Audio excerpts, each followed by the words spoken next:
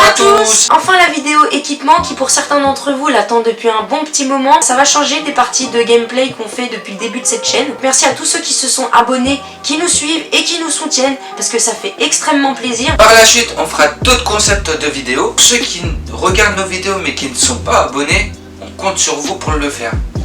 Vous cliquez. Donc maintenant on va passer à l'équipement. Pour ma part, j'ai préféré opter pour un casque d'ail i5 Red Legion. Au moins je suis sûre d'être protégée des billes au niveau des yeux, parce que ça m'est déjà arrivé quand j'avais un stalker et une paire de lunettes d'avoir 3 fois des billes qui se sont passées entre. Avec, je me sens mieux et honnêtement je regrette pas de l'avoir acheté. Dedans je n'ai pas de buée. Niveau respiration, effectivement c'est un peu le point noir. On a l'impression d'avoir un opercule devant tout ce qui est bouche et nez. Du coup quand on est dans l'action, on n'arrive pas à reprendre sa respiration comme il faut. On n'entend pas trop ce qui se passe autour de nous. Les bruits sont un peu plus étouffé que si on avait juste une paire de lunettes, un stalker en vrai. Aussi c'est au niveau de la visière teintée, c'est vrai que là on arrive sur la période hiver, voir certains détails c'est un peu plus complexe. Vous voulez opter sur une visière transparente. L'inconvénient que j'avais avec les lunettes et le stalker, c'est que j'avais ça. Au niveau boîtier de caméra, j'avais les harnais qu'on met sur la tête. J'étais chargée tandis que là tout est condensé, donc c'est nickel. Moi j'ai préféré acheter un casque maritime multicam, couleur américaine US. Ça te protège très bien la tête, que ce soit derrière la tête ou même sur la tête, ce qui est hyper bien. Je suis confortable dedans. Comme vous voyez, il y a des petites mousses à l'intérieur, ce qui est confortable aussi pour la tête, ce qui est bien, ce qui est mieux surtout quand on joue. J'ai le support caméra pour pouvoir mettre ma caméra directement dessus. Maintenant on passe au niveau de la bouche. J'ai un stalker multicam. Au niveau des yeux, j'ai préféré me munir des lunettes Nuprol noires parce que c'est vrai qu'elles sont hyper bien. Le seul problème en partie, et ça la plupart des joueurs vous le diront, c'est la buée. Mais sinon en soi, je préfère avoir des lunettes transparentes où on voit tout, que ça soit dans le noir, dans le jour. Que des lunettes teintées, c'est un peu plus compliqué. Donc sur ça, je suis pas déçu non plus, à part comme je vous ai dit la buée. Au niveau des protections des mains, il s'agit des Mechanics Impact. C'est vrai que pour le coup elles sont géniales. Bon, à part qu'elles sont légèrement trop grandes parce que c'est des grandes tailles, même si c'est du S, elles sont vraiment renforcées, rien à dire sur ça. Alors au niveau des mains, j'ai des gants Mechanics Original Glove. Le seul problème que j'ai par rapport à Mrs, j'ai pas de protection vis-à-vis des doigts, ça fait mal. Par contre moi ce que j'ai fait c'est que j'ai coupé directement au niveau de mes doigts. Je préfère, c'est plus facile pour sentir la gâchette. Alors maintenant on passe au gilet. Personnellement je suis sur un gilet Chest Ride Training. Non, je suis sur un gilet Chest Training Mini Ride. Gilet Chest Training Mini Rig, il est génial parce que il n'y a pas cette histoire de plaque à l'avant et cette histoire de plaque à l'arrière. Moi personnellement en fin de journée ça m'épuise, ça me fait hyper mal. Dessus il y a juste une petite sacoche qui se trouve en haut du dos, une petite sacoche qui se trouve au niveau du ventre. Et puis ensuite tout le reste c'est pour y mettre les chargeurs avec bien sûr des poches tactiques. Des poches tactiques, on va dire ça comme ça, c'est ça. Avec la sangle pour tenir la réplique. Au niveau légèreté, niveau jeu, c'est complètement deux choses différentes. On est plus à l'aise quand on veut viser, se mettre sur le côté, enfin on est moins engoncé. Voilà le fameux gilet que j'utilise ces derniers temps. C'est un Cyclone Chest Ride de chez Cubisoft. Sincèrement je suis très heureux d'avoir ce gilet. C'est vrai que ça vaut un petit billet. C'est un gilet plus ses poches qui sont achetées séparément. C'est vrai que ça fait un peu de la douille, ça coûte encore plus cher. Là on a des poches Thunder ou je sais pas quoi. Désolé pour le nom. Mag qui dit 4 chargeurs à l'arrière et 3 chargeurs à l'avant. Donc en tout ce qui fait 7 chargeurs plus un qui est dans la réplique égale 8. Donc sincèrement je suis pas déçu. Au contraire, je conseille même vivement d'avoir un gilet comme celui-ci. Maintenant on va passer aux répliques. On va pas vous détailler tout ce qu'il y a à l'intérieur au niveau des caractéristiques. Si vous voulez, faites-le nous savoir en commentaire. Comme ça au moins pour la prochaine fois on vous fera une vidéo review pour chaque réplique avec lequel on joue. Comme ça ce sera mieux et ce sera moins lourd pour la vidéo. Personnellement en réplique principale sur le terrain, je joue avec une Colt M4 Special Force CQB.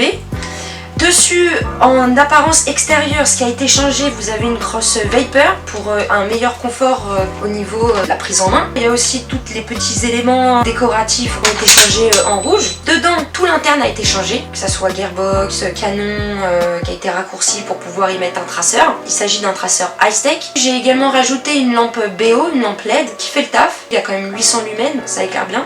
Elle est électrique. J'ai besoin de 3 batteries pour tenir la journée. Il s'agit des batteries de LiPo 11,1 volts.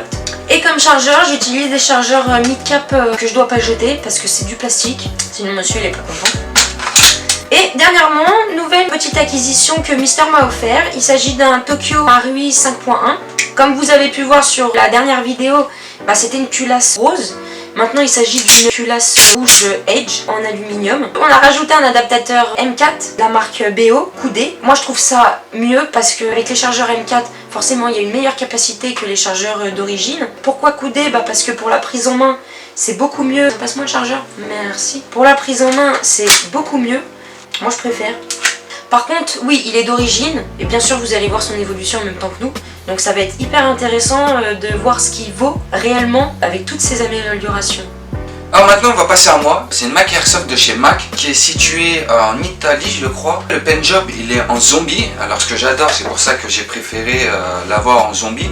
Dessus, nous avons une partie électrique et une partie air comprimé qui est utilisée avec sa bouteille en Kevlar. C'est pour ça que le bruit est assez important. C'est dans les réglages, je touche pas trop à ça. Cette réplique, elle a été montée directement à la main. J'ai préféré demander conseil à une personne et voir avec lui pour qu'il me fasse l'achat et le montage avec. J'ai rajouté une lampe BO comme Mrs.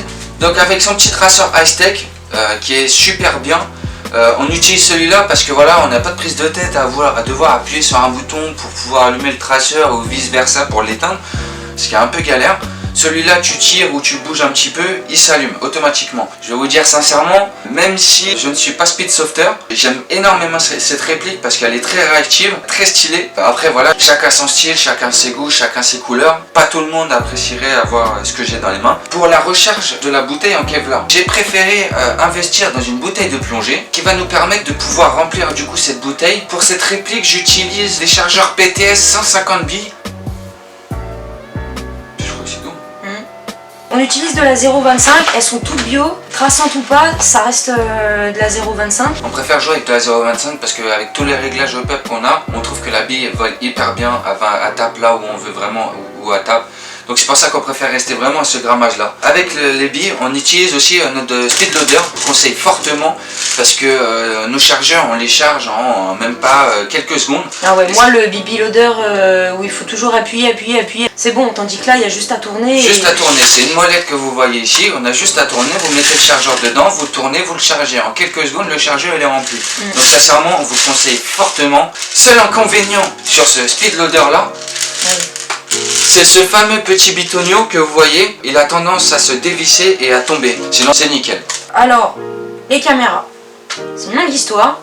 Personnellement, j'ai une GoPro Hero 7. Niveau qualité image et qualité son, il n'y a rien à dire pour ça. C'est vrai que pour le coup, la tienne... C'est une Akaso V50 Pro, c'est cette fameuse caméra qui a un peu un son de merde.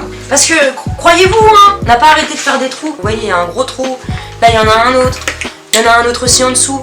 Alors là sur les vidéos les plus récentes, vous allez voir une nette amélioration au niveau du son parce que les trous sont un peu plus propres. Mais effectivement la galère reste la même et ça reste la caméra en elle-même. N'hésitez pas à marquer en commentaire les bonnes caméras, comme ça moi je ferai aussi le pour et le contre vis-à-vis de ça et comme ça je pourrai en acheter une nouvelle. Ça y est, on a fait le tour au niveau de notre équipement, de nos répliques. Maintenant vous savez qu'est-ce qu'on a pour jouer sur le terrain en CQB. Bien sûr, tout ce qu'on vous a présenté, ce ne sont pas des achats qui se sont faits en un claquement de doigts. Ça fait des années et des années que toi, la plupart du matériel, c'est toi qui les avais déjà avant. C'est vrai que la plupart du matériel, en fait, j'ai pas voulu tout acheter d'un coup parce que comme vous savez, ça coûte très cher dans le monde de l'airsoft. Donc c'est vrai que ça a été sur plusieurs années, ce qui est... Si vous avez des questions sur, par exemple, de comment on connaît l'airsoft, comment on est rentré dans ce monde et le pourquoi du comment, dans ces cas-là, on fera une vidéo FAQ. Voilà, donc la vidéo se termine. On espère sincèrement que vous avez apprécié, que vous allez liker, vous abonner, lâcher des commentaires. Et à la prochaine pour d'autres vidéos. Ciao! Salut!